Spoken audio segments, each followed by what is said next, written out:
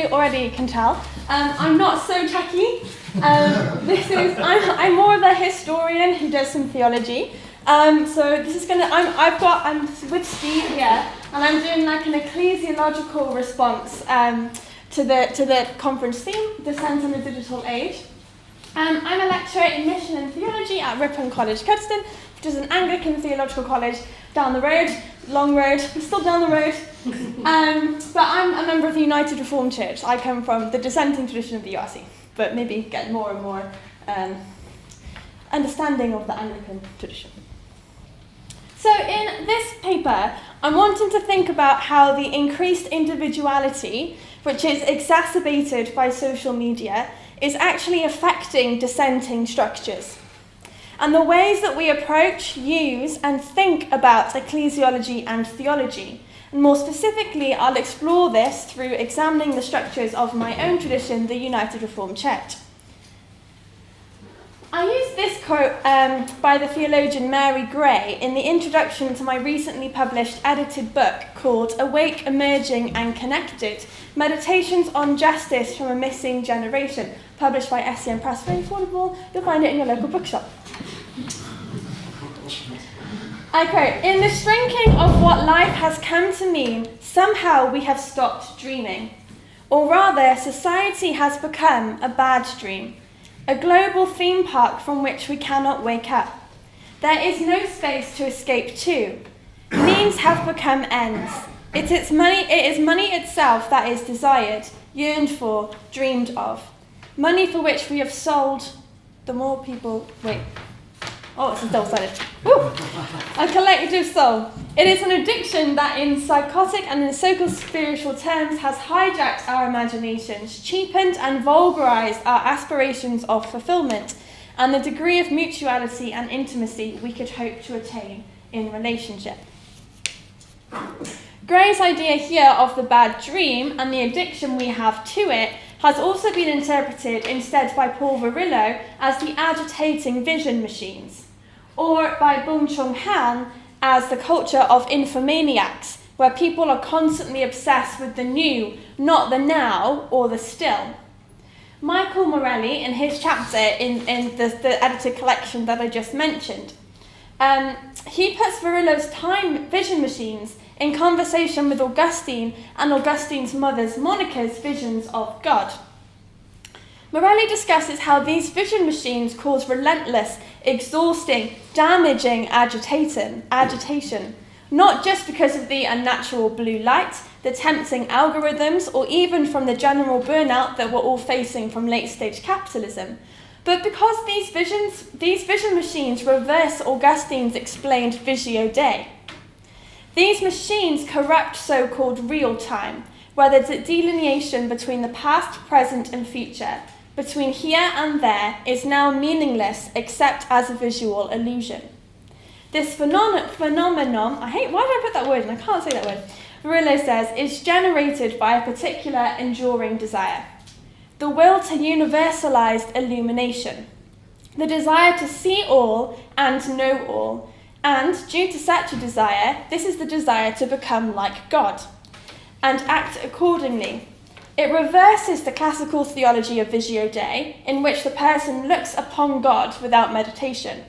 The gaze instead is towards people who desire to be gazed upon as if they themselves were divine beings.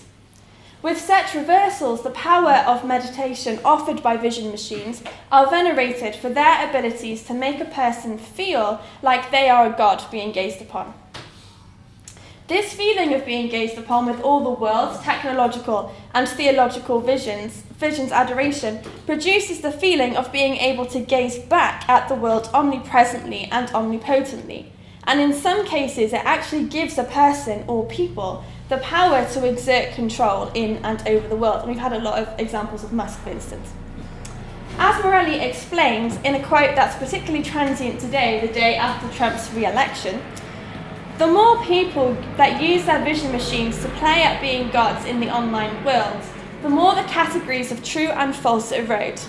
In a time like our own, when power-hungry people are being gazed upon like gods, there's an ever-decreasing trust that written audio and visual media can render anything true or false for us, especially if what is being rendered contradicts the gods to which one pledges allegiance. As Byung-Chul Han, who's a Korean philosopher working in Germany, explains, we are in a state of post-truth, a post-factual society where the distinction between true and false is erased, or maybe not even sought after anymore. Where information now circulates in a hyper-real space without any reference to reality. After all, fake news is a kind of information, and one that is even possibly more effective than facts. Effectiveness replaces truth.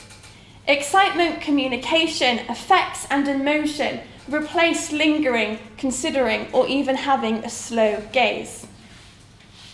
Now, a common grievance that we have in theological colleges is the use of social media by serving ministers, and we question why anybody would want to enter the ministry if indeed it is so terrible as often presented. The ease of social media is used by people who do not feel listened to, who feel some respite when their lives are gazed upon by the masses. This approach begins and ends with the individual. Their experience is upheld as the truth, rather than one truth. It does not invite discussion or discernment.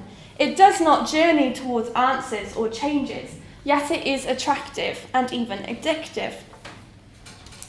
And a joke we often crack about churches are that they are very slow, sometimes to the detriment of missing the mark of opportunities in public theology, or sometimes devastatingly in such cases of safeguarding, where we fail to act quickly and modify our structures to keep people safe. However, there's something very significant about the slow work of collective discernment that I'd like to bring out in this paper, that's being corrupted by the ease of social media and the heresy of applauding ourselves being gazed upon like gods. Now, before I get into the specific ecclesial arguments pertaining to the United Reformed Church, this agitation of speed and ease was picked up by George MacLeod, who was the founder of the Iona community, in an interesting comment. By this time, these interesting comments are more listened to like mini lectures begrudgingly by the members of the Iona community, which he founded in 1938. By 1964, the model of the community had shifted away from a concentration on rebuilding the Iona Abbey for the purpose of reigniting a passion for worship and mission in new housing estates in fellow working class people in Scotland, and towards a community of men, only men, lay and ordained, united in a common cause for social justice, and later that added on to global peace. In September 1964, MacLeod shared his frustration with the lack of engagement of community members, complaining that there was no agreement about money, the bomb, theology or politics, and pointing out the uncertainty about the future of the community, with the end of the Abbey building now in sight. To quote from his speech, "Minister members are skipping the central challenge of the gospel, the way of the cross. The gospel is becoming background music while we plot new gimmicks of activity in the congregation. Layman members also plunge for gimmicks, more sociological conferences about industry, education, welfare, which could as well be taken part in any humanist or Romanist or idealist." Disregarding here the sectarianism that was certainly not unusual of its day in Presbyterianism in Scotland, MacLeod was becoming agitated with the constant movement towards newness and the lack of concentration on what he saw as the core issues of the gospel that needed to be constantly returned to and reassessed by this committed community. So moving to some ecclesial considerations. So in 1966, the Congregational Union of England and Wales decided to enter into united relationships with one another. This instituted a change that was already in practice. The ecumenical movement and missional cooperation had challenged the traditional congregational ecclesiology, where only the local church was understood as having authority to act as the body of Christ and make decisions about its function and life. Two leading ecumenical congregationalists, Norman Goodall and Ronald Orchard, anxious that the spirit of unions and missionary cooperation were often halted through individuals not having any ability to speak on behalf of their union in these settings, suggested that congregational churches should be prepared to accord the congregational unions, I quote here, the spiritual authority of the church meeting over them. Harbouring then an earlier vision of Missio Dei theology, Goodall also extended this principle to missionary activity. The London Missionary Society, albeit beginning life as a pan-denominational missionary society for like-minded evangelicals in 1795, had moved towards being a missionary society for and supported by Congregationalists. And Goodall was anxious that there existed a psychological, spiritual, and theological dichotomy between congregational county unions and associations of churches focused on foreign missions, both bodies usually involving the same people. The committed involvement at the local level in each congregational meeting around the world is what gave the union, denominational, ecumenical union, or global ecumenical body, authority, according to these two figures. Hubert Cunliffe-Jones, an Australian educated at Mansfield College here, chairman of the Congregational Union and professor at Manchester, elaborated this premise theologically. The local church is always partly in a state of corruption and partly in a state of renewal. The local church is not inevitable paradise. It may be petty, ignorant, and narrow, but unless the presence of the risen Christ can be known there, unless the Church of Christ can be truly manifested there, all the hopes we have in the gospel are as an idle dream. The imperfect nature of each local church led Cunliffe-Jones to assert that no group of Christians could claim that they were the one true Catholic Church. Instead, where opportunity arose for greater cooperation in communion, witness to the risen Christ, the prerogative must be for closer union.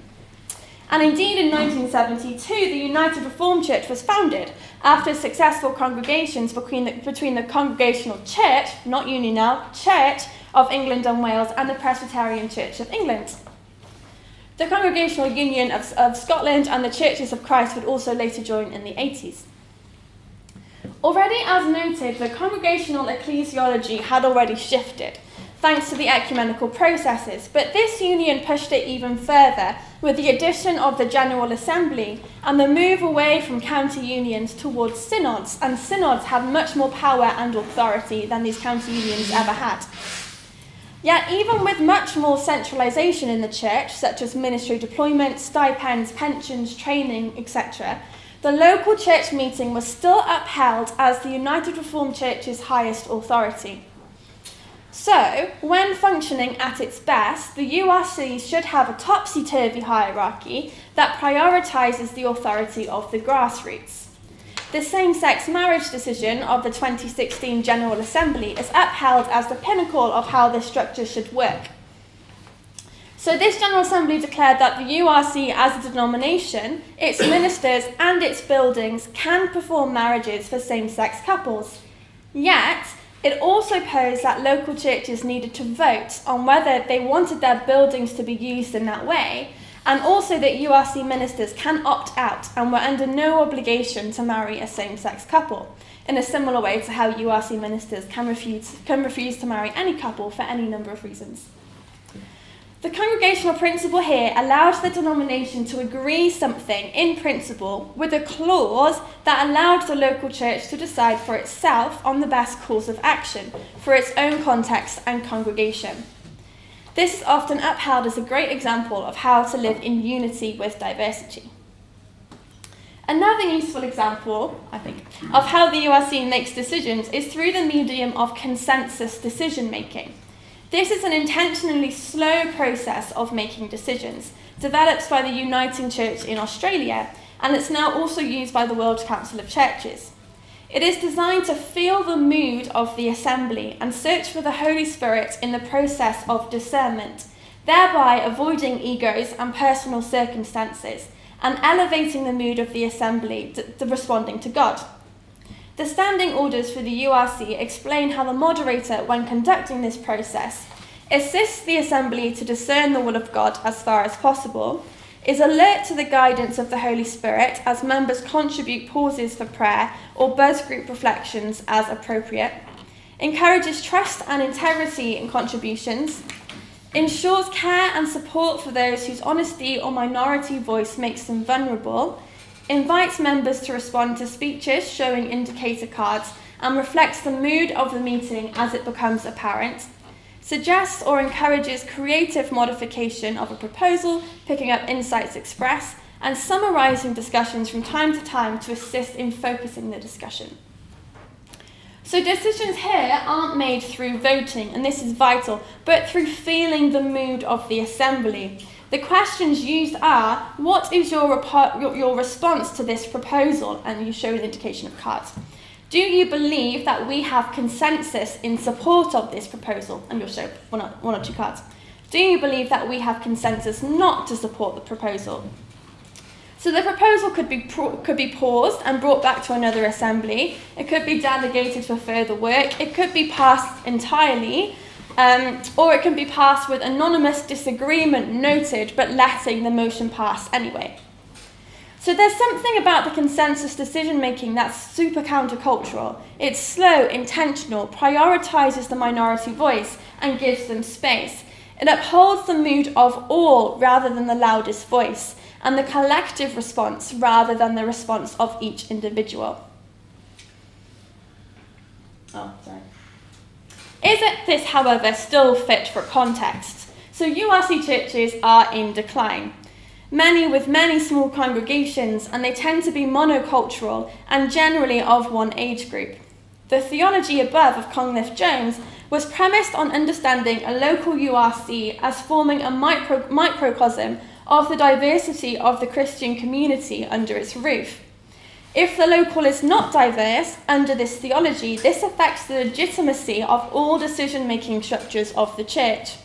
And indeed, this is the case. More often than not, motions and resolutions for the URC's General Assembly are coming not from the local churches or even the synod meetings where the local churches gather in their regional areas, but through committees where members are delegated and voted to do specialist pieces of work and alongside staff to give advice to the church. Some examples for these are the Mission Committee or Faith and Order Equalities, for instance. So this accidental top-down structure that's emerged has seen more and more grumbles about the them and the us in a structure that should prioritise the grassroots. A controversial, but perhaps with some truth also, is the view that, as with the same-sex marriage vote, the highest authority of the church meeting is upheld when it's useful to the denomination, but the usual practice of that is in decline. To go back to the Iona community here, it's now much, much larger. It includes women from 1968. It's global, and it has 3 areas of meeting. So it has the family group, where people are rooted in their local context, the common concern networks, where people meet from areas of passion, and the community-wide forums, where common concerns about everything are discussed. The most important meeting in the Iona community, they stress, is the family group, where loyalty to the people based from where you happen to live, no matter the age difference or the lifestyle differences, is of paramount importance. And that could be a useful lesson, I think, in some of our denominations. Our power-hungry and celebrity-seeking culture wants to avoid this hard work of conversation, relationships, and slow discernment. But dissent is not about seeking the popular view through the gimmicks of wit or speed, but the gift of theology and the humanities at large is their ability to disrupt certainties and to question the ease at which we live in the world.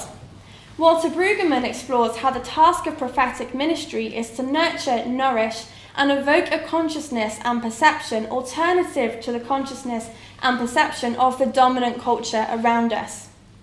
Meetings of the church, whether formal business, preaching, Bible study, fellowship groups, helps us discern what the dominant crisis of the world is, which Brueggemann holds is having our alternative vocation co-opted and domesticated.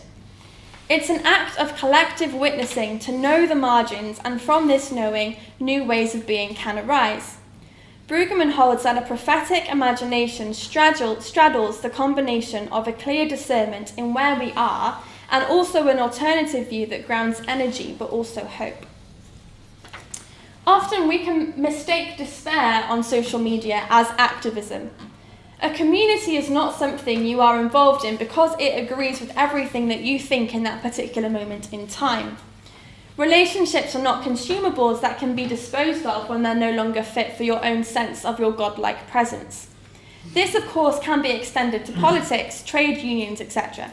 And the dissolving of organisations in our society where people are finding it so much easier to criticise individual personalities rather than delving into issues and agendas. Our incarnate God, living, speaking and working through each of us, demands more graft to be in better relationships with each other and to humble ourselves to see God's reflection in the ecclesial, political and even social communities in which we find our homes. Without active involvement in the local, small spaces, the work of the large top spaces in congregational structures fall, and the theology that upholds the importance of each person's involvement in discerning God's work in the church or world becomes obsolete. So to finish, Benedict Anderson, in his seminal text, Imagined Communities, wrote that the nation-state's imagined because the members of the smallest nations will never know their fellow members, meet them, or even hear of them. Yet in the minds of each lives the image of their communion. Indeed, the fellowship of a dissenting church is similarly imagined. Not yet are we of a size where each member will know each other. Yet the theology of representation, delegation, authority and trust makes this communion more than imagined, but a lived reality of an all-involved body of discerning disciples, where not only the image of the other is harnessed in one's imagination, but the presence of them is held in each of the councils of the church, where authority is continually recycled and decisions are slowly made through consultation and active involvement from all. Trust in this process is key, a trust that elevates the theology that only the whole communion has the authority to discern well the word and work of God for our age and context, rather than trust in our own self and the importance of our own voice that is in no need of consultation. Where local churches are getting smaller and grievances louder, perhaps the task for churches is not to move into newness faster, but to discern slower, in a countercultural method that might disrupt the agitating mission machines that ecclesial structures too often can become.